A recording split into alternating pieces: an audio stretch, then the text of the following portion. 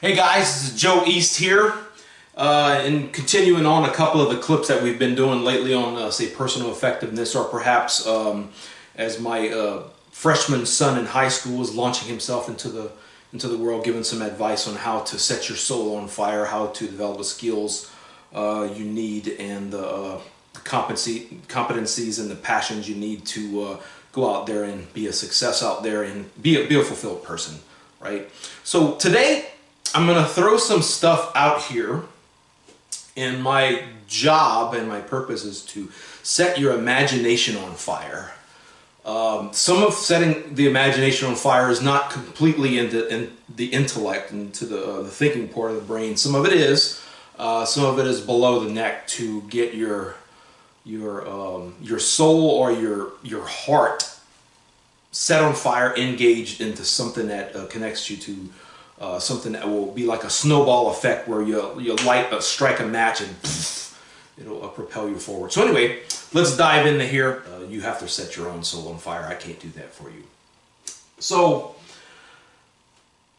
how do you change the world? Let's just give a big broad subject where we can all get energized into the idea. How can you change the world by, say, changing yourself and changing the people around you for the good, for the better?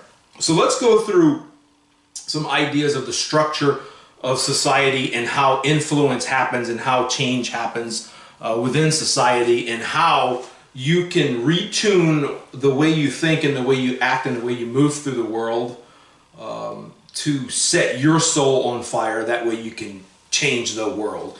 We know a lot of changes are coming on the world very soon. There was a big change you can feel around 2014, where the consciousness of everybody just completely changed almost in an instant. And then the last election cycles throughout the world, let's not just focus on our home country, throughout the world, everything is changing and nothing's going to be the same in 5 years. So let's take a look at the structure of society, and we know it's going to be a big change in the next 5 to 10 years, maybe even faster, maybe slower. But we know stuff's going to change. So let's take a look at the structure of society and how you can position yourself with your soul on fire to change the world, and by stimulating your imagination, set your imagination on fire. So we perhaps read news, we do science, we go to work, and governments, courts, and politicians are on one level, you know, science, facts, news, what we consider true or the truth. What we don't know sometimes is that all of these levels right here are influenced by higher level sources. So whenever you look at the structures of society, say the last 500 years, the West was actually given birth 500 years ago by Martin Luther. The Protestant Revolution gave birth to what we know as the West. No other place in civilization has done the same things the West has done, which started 500 years ago with Martin Luther. It's an absolute fact. However, the West has been so influential that those ideas have spread throughout the world. That's another subject, but just basically. And how the West did it 500 years ago is going to be kind of sort of how we're going to do it at this age when things change, very similarly to perhaps the Protestant Revolution, or perhaps even the founding of Christianity 2,000 years ago, perhaps. We can actually be the fathers of the next age, perhaps, if we position ourselves correctly by, changing our own selves, by firing up our imaginations, and then changing the world as a result. So religion, philosophy, and metaphysics drives everything of every society. So traditionally it has been religion, and traditionally religion has produced the philosophies and the metaphysics. Metaphysics is actually a branch of philosophy, but it's probably the most important branch of philosophy. What's the essence of existence? What is the essence of things? What is real? What is not real? That's kind of sort of what metaphysics is. Philosophy, the word means love of wisdom, but philosophy is also how to live life, how to approach the world, how do you see the world. Religion is encapsulated in the more toward the purpose of life, how I interact with life and death, with things that are greater than me, things that are greater than society. How do I interact with the gods? religion is also a praxis. Religion is not just ideas and theology. Religion is also a praxis. So you look at the most powerful religions in the world, they all had praxis involved in a ritual. So you're moving your body, you're hearing sounds, i.e. music, and you're thinking thoughts, theology, whatever. So it has to be on all levels of human experience for a religion to be successful. It has to be. So you might see some of the unsuccessful sects that try to strip out liturgy and incense and artwork and all that stuff. They're going to crash and burn. The ones that's going to survive the test of time, that engage all five senses, seeing, hearing, tasting, smell, feeling, i.e. walking rituals, that sign of the cross and genuflections. Those religions are the ones that's going to survive. The ones who don't get all five senses in there are not going to survive the long term. Period. It's just not going to happen. Religion involves a complete, a world within a world, sort of the human being as world, as a reflection of the world, or as a reflection of God or the gods. Man made in God's own image is another way to say it. So religion, philosophy, and metaphysics drives every society.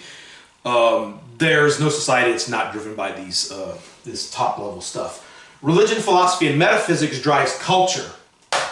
Again, a lot of people in politics think that they could try out an idea and push it forward and make it happen, but if it pushes against the mainstream of the culture, it's probably not going to survive long term. It's going to be counterbalanced by a stream from the culture and be defeated and run over. So you have to get control of the culture to be an influencer. You have to be a part of it. It's not going to happen otherwise. So you probably won't be able to change the religion, philosophy, or metaphysics in any society unless you're at a very critical position in history like Martin Luther was, and Jesus Christ and the 12 apostles and disciples. But if we might run into that quite soon.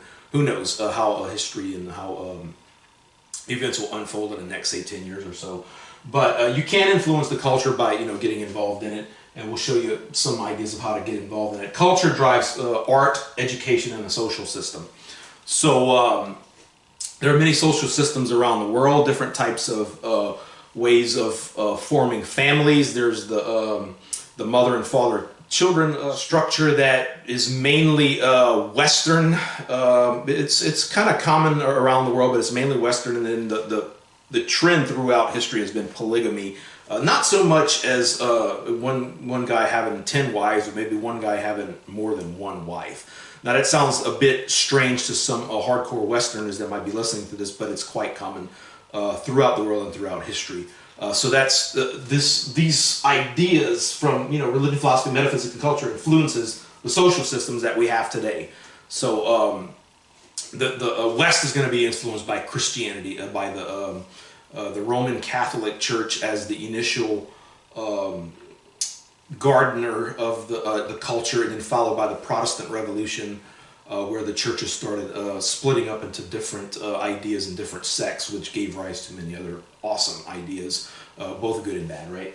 So art, education, and social system is going to be influenced by the culture. And obviously we're going down into the level of influence. So below art, education, and social system, you get science, facts, news, and truth. Now the news is not going to contradict what was educated into the guys who are producing the news. Your truth is probably not going to contradict what you already know as your social system, your education, and what you were taught as art as a kid, right? Facts, what you think of, again, as true. Sometimes people put facts and truth as the same. It's not really true in all cases, but I know that for sure. This happened. Well, that's going to be based on your education and your social system influenced by art. Okay, science, the scientific method.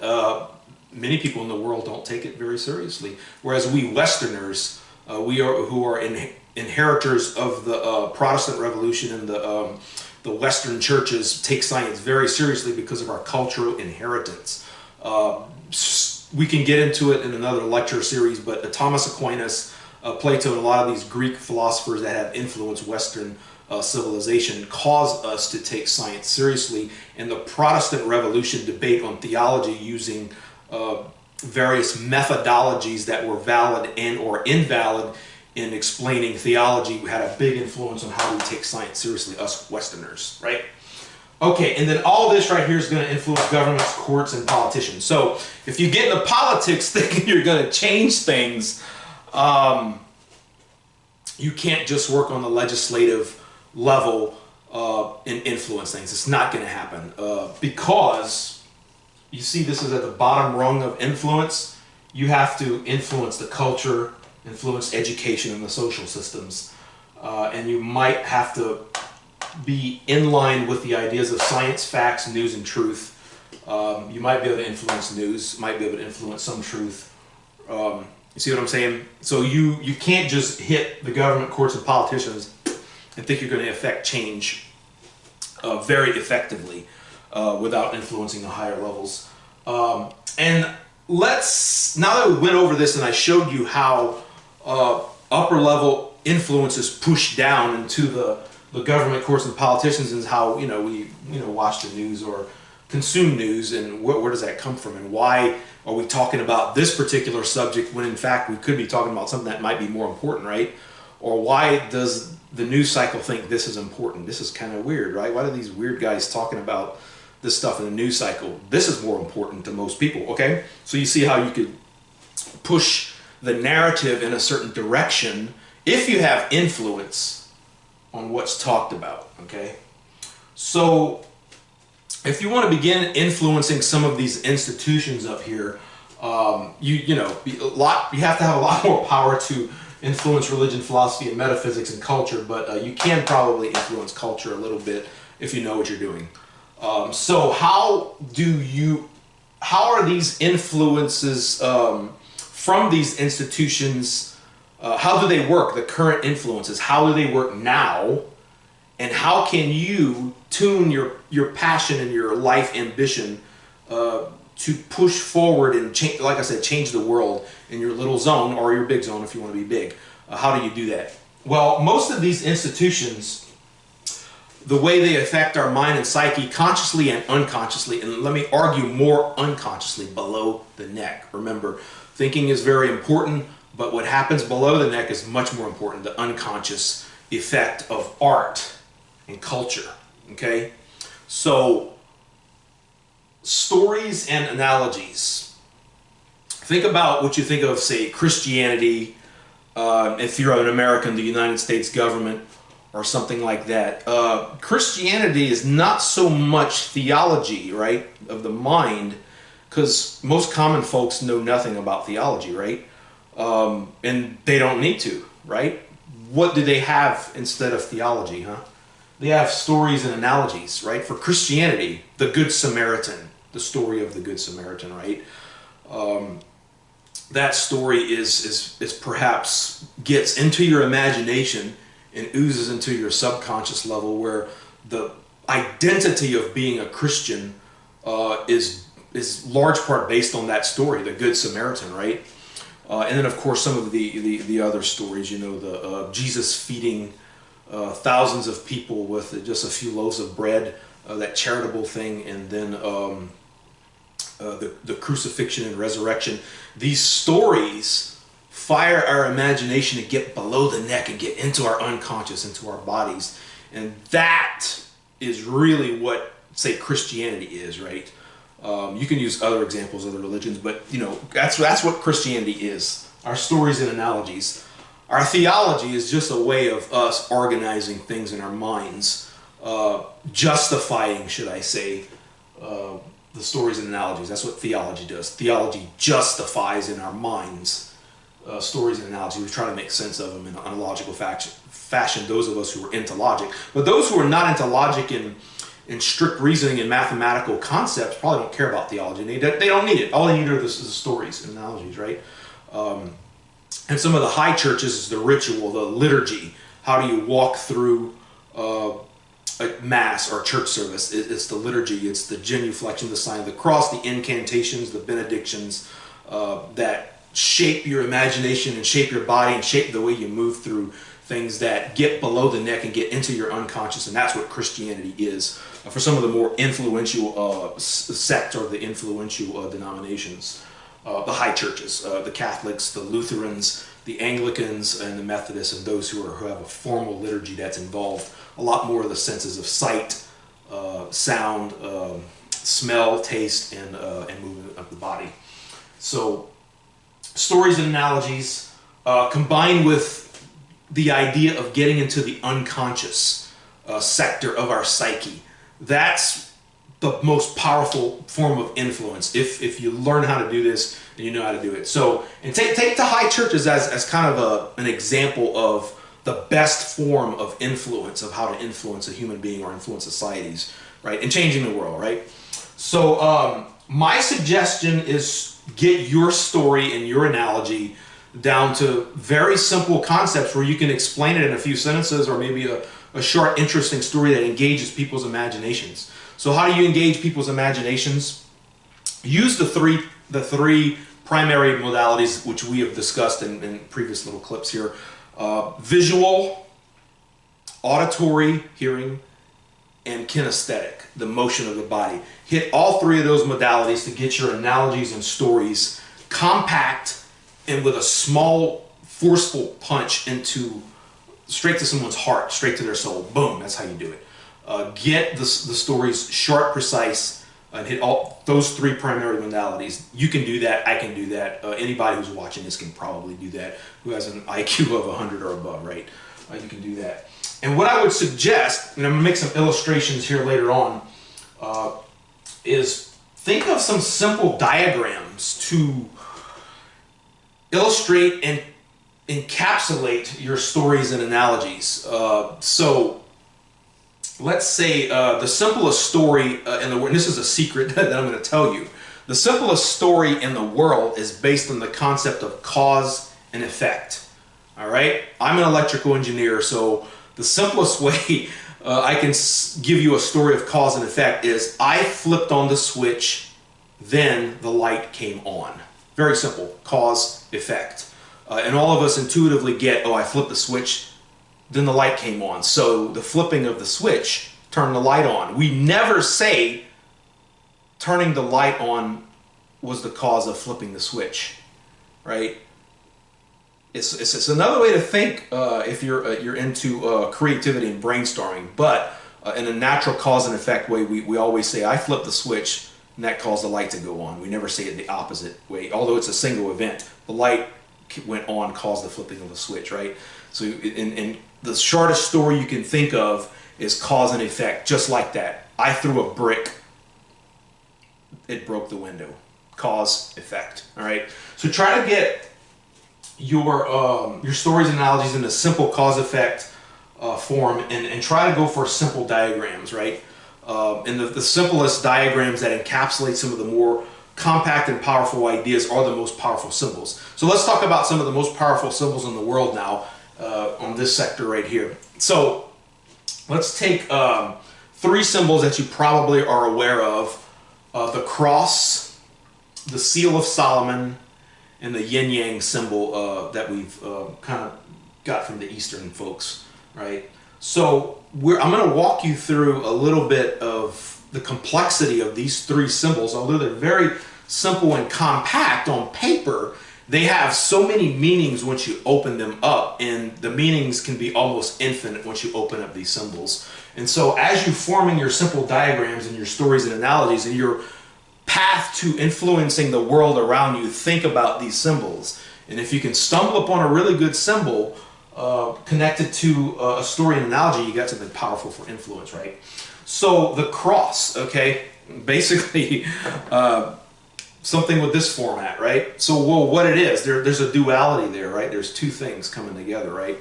So if you think of one form of the yin-yang symbol, the yin, the yang is a straight line, and the yin is an opening, right?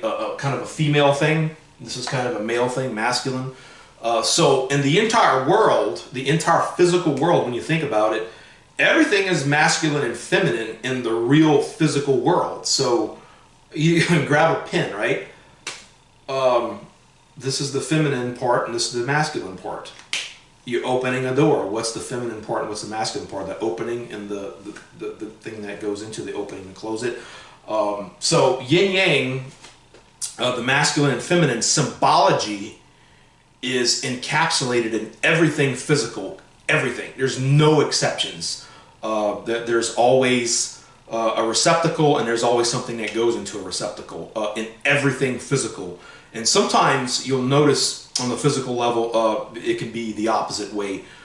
Is a door really masculine or feminine? Is a doorknob masculine or feminine? Is my hand masculine or is my hand feminine? A receiver or something that actually acts on something. So the same object can be both masculine and feminine depending upon its particular action it's taking, right? So you take the yin symbol, or, I'm sorry, yeah, this is the yang, this is the yin. You take the yin and put it into the yang, you get a cross, all right? And so that encapsulates the masculine and feminine duality of the cross symbology. I'm not speaking of mainstream theology or mainstream symbolism. I'm thinking of very unconscious symbolism, why these symbols have survived the test of time. So, and traditionally, the cross, the four quadrants of the cross, you have dropped a letter of the name of God. It's 4 letters in the Hebrew alphabet, and the common pronunciations are Jehovah or Yahweh. Those are not the actual pronunciations of the name of God, because you're not supposed to say the name of God at any time except during a formal ceremony. So I'm not going to say it, but I know what it is. But we're just going to say Jehovah or Yahweh. And so you take those 4 letters and insert them in each of the 4 quadrants of the cross. And this is another yin-yang symbology, because the yod symbol in Hebrew, the first letter of the name of God is, the masculine form. It's a kind of a, not quite a straight line, but more or less more of a phallic symbol. And the vav, the V is, V is kind of a container, right? So you have the yod and the vav, so the masculine and feminine within the name of God. And that's kind of the cross kind of encapsulates that. So once you get into the very simple symbol of the cross, you have very many spin-offs of that, of sub-ideas contained within the symbol that can just exponentiate into infinity. I mean, I could talk about the symbology of the cross forever. So that's just to fire your imagination here, so you can start thinking about how you can develop stories, analogies, and simple diagrams for yourself to influence. Let's look at the Seal of Solomon. Some of you guys might refer to this as like Star of David. There are 2 interlocking triangles. This symbol most likely comes from Babylon, from the Zoroastrianism religion, whereby they had a god of light and a god of darkness, or the masculine god and the feminine god, or however you want to say. There was some duality going on between the